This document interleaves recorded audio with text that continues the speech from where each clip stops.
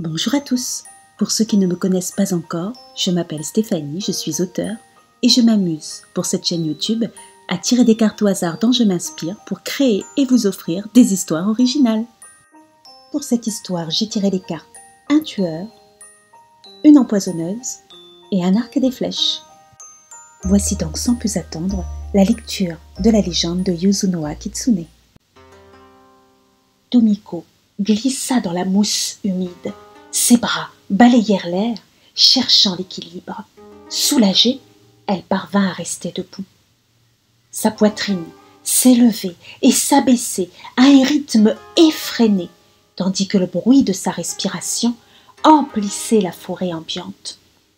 Ses yeux balayaient l'espace tout autour en mouvement saccadé. Le sifflement d'une flèche la figea, alors que la pointe acérée de l'objet se fichait dans un tronc d'arbre. Tomiko se remit aussitôt à courir. Elle était là, elle la suivait. Tomiko sentait les effluves de sa haine lui titiller les narines. Une nouvelle flèche la frôla.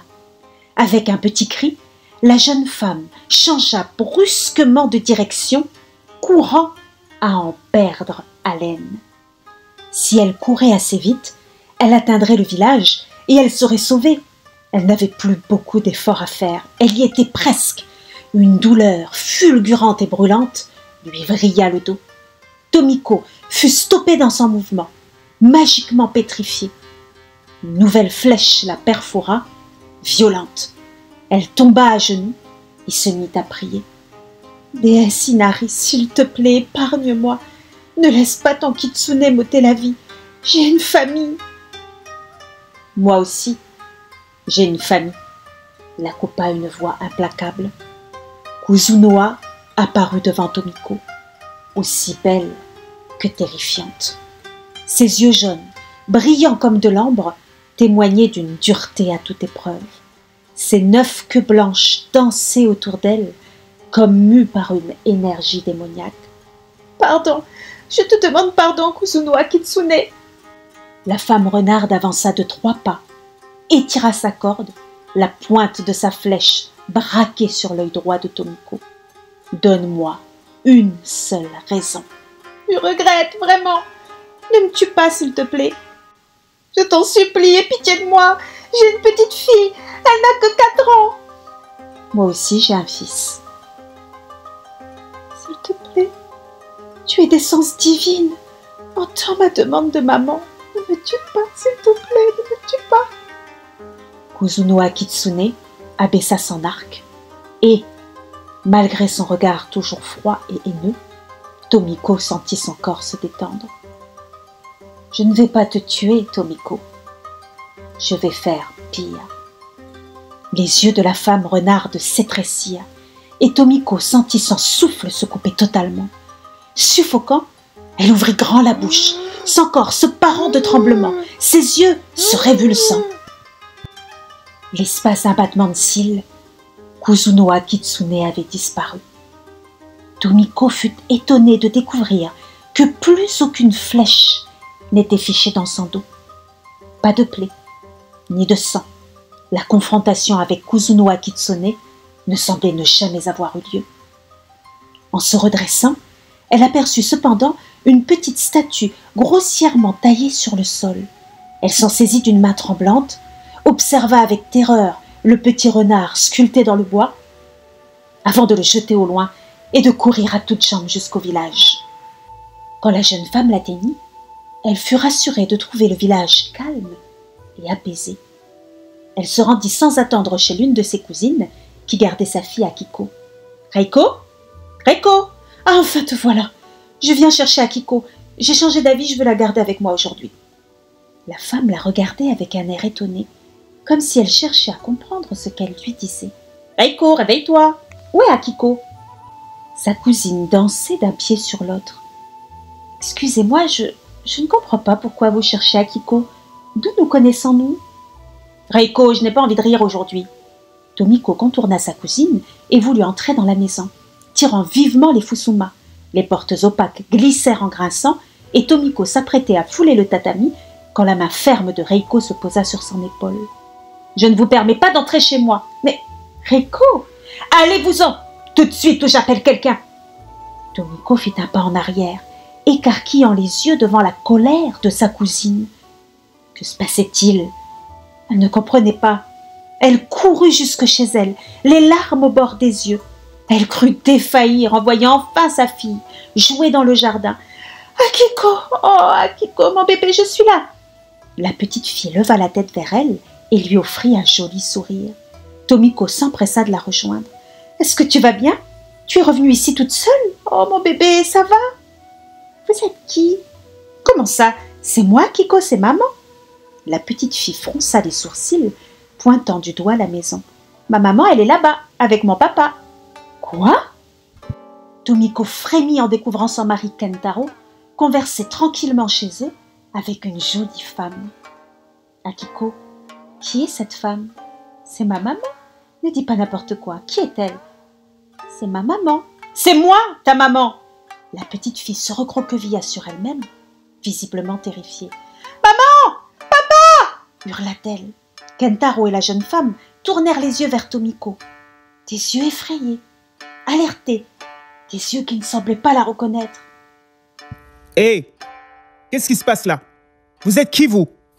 Tomiko paniqua. Elle prit Akiko dans ses bras et se mit à courir en direction de la forêt. La petite se débattait, lui donnant des coups de poing et des coups de pied, appelant ses parents. Les villageois sortaient de leur maison, la suivant de leurs regards étonnés. Elle serrait Akiko très fort contre elle. Quand elle atteignit l'orée de la forêt, plusieurs villageois s'étaient joints à Kentaro pour la poursuivre. « Calme-toi, Akiko, s'il te plaît, calme-toi, c'est moi, c'est maman. » Tomiko était à bout de souffle. « Tu n'es pas ma maman, laisse-moi tranquille. » Tomiko se cala dans un talus, au-dessus duquel plusieurs arbres se penchaient. Dans leur ombre, elle pouvait se dérober à la vue des villageois. Mais Akiko faisait trop de bruit. Tomiko lui plaqua une main sur la bouche. « Pardon, mon bébé, je suis obligée de faire ça. C'est pour notre bien à toutes les deux. Personne ne doit nous entendre. » Les yeux baignés de larmes de la petite la suppliaient silencieusement de la laisser partir. Les villageois se rapprochaient. Tomiko entendait la voix claire de plusieurs d'entre eux au-dessus d'elle. Son cœur tambourinait dans sa poitrine. Plus personne ne semblait la reconnaître, pas même sa fille. Kuzunoha Kitsune l'avait prévenue. « Je ne vais pas te tuer, Tomiko, je vais faire pire. » Elle lui avait enlevé sa famille. Elle l'avait dépouillée de son identité. Quel être sans cœur pouvait faire une chose pareille? Une pointe de culpabilité lui en serra la gorge et elle enfouit son visage dans les cheveux d'Akiko. Elle ne se laisserait pas faire. On ne la séparerait pas de sa fille. Akiko ne se souvenait peut-être pas d'elle pour le moment, mais elle n'avait que 4 ans. Il serait facile pour Tomiko de la convaincre à nouveau qu'elle était sa mère. Les voix et les bruits de pas s'éloignaient. Tomiko et Akiko étaient presque sauvés. Tomiko eut un petit sourire, chargé d'espoir, qui se figea lorsqu'elle l'a vu.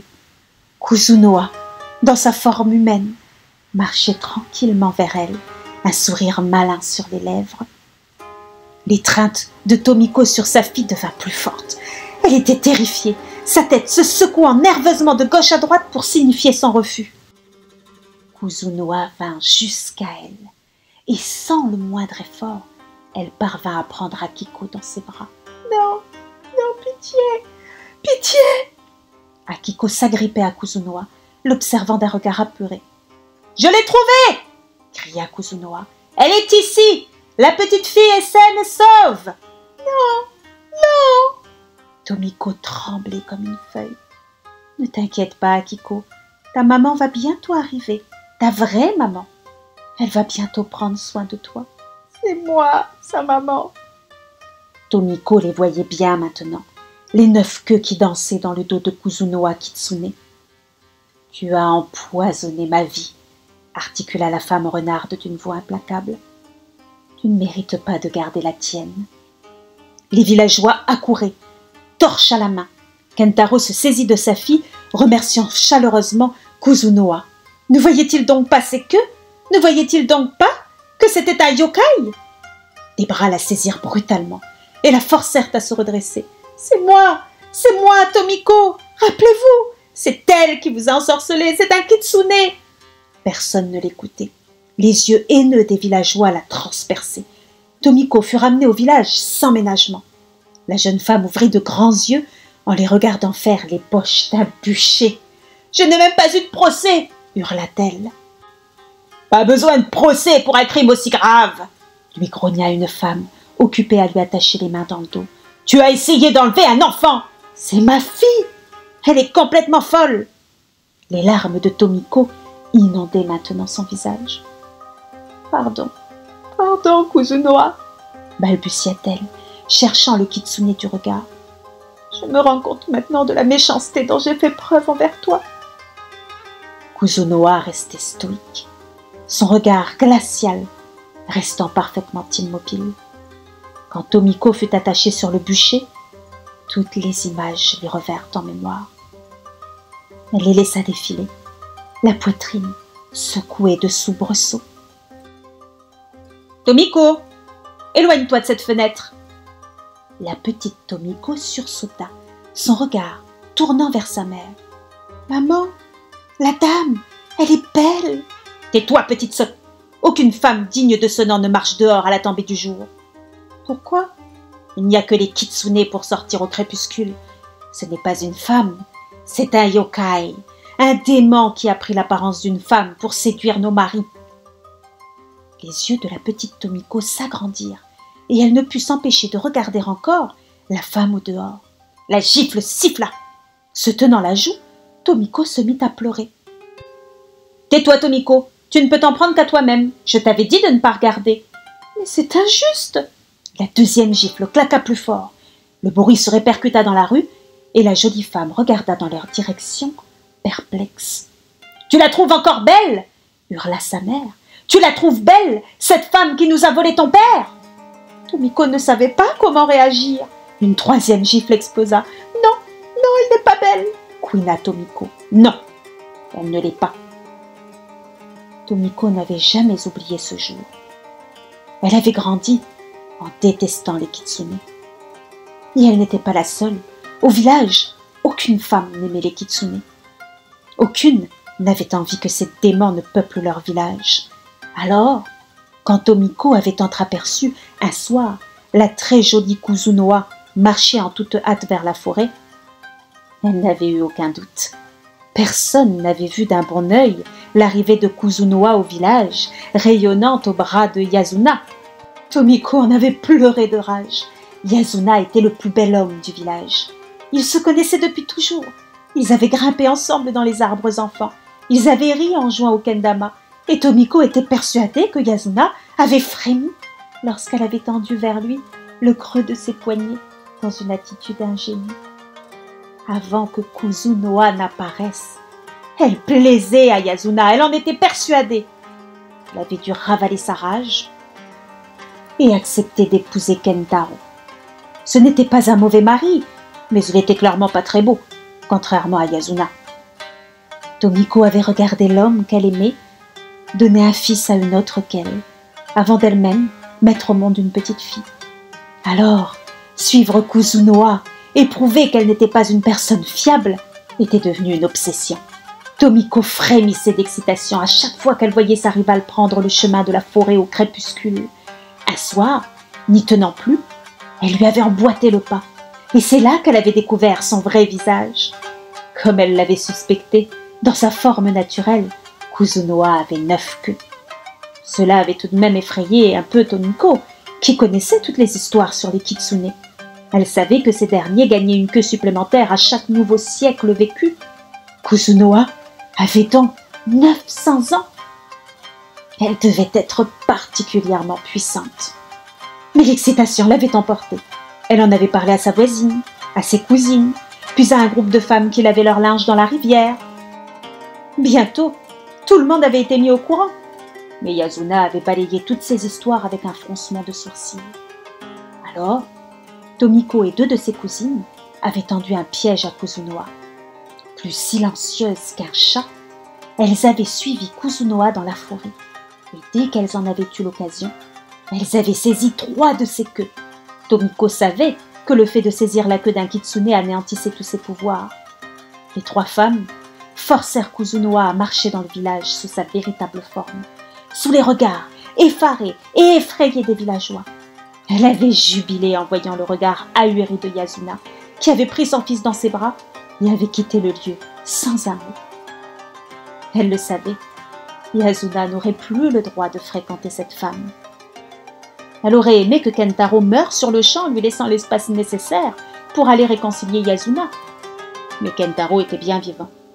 Et Kozunoha n'avait pas véritablement fui dans la forêt quand Tomiko l'avait libéré.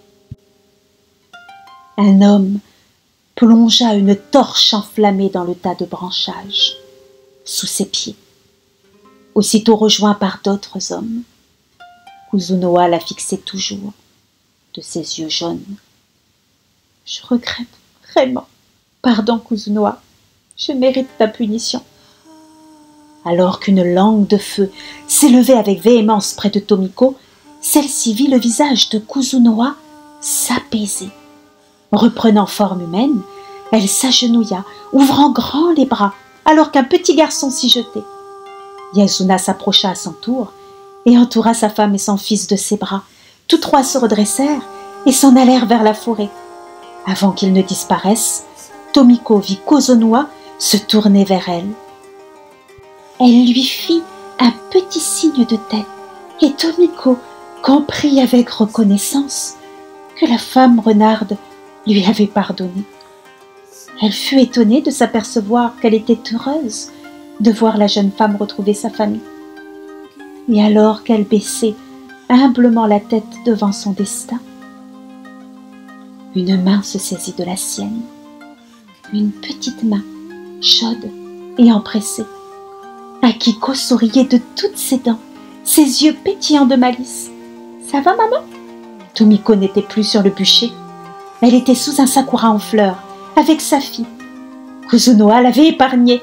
Elle fut même soulagée de voir Kentaro les rejoindre.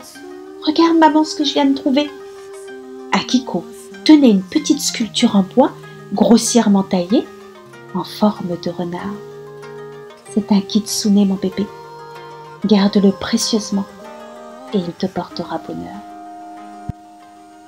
Merci beaucoup pour votre écoute. J'espère que cette histoire vous a plu.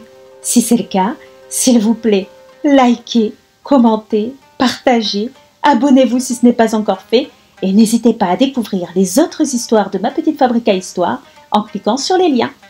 Et nous nous retrouvons la semaine prochaine pour une nouvelle histoire.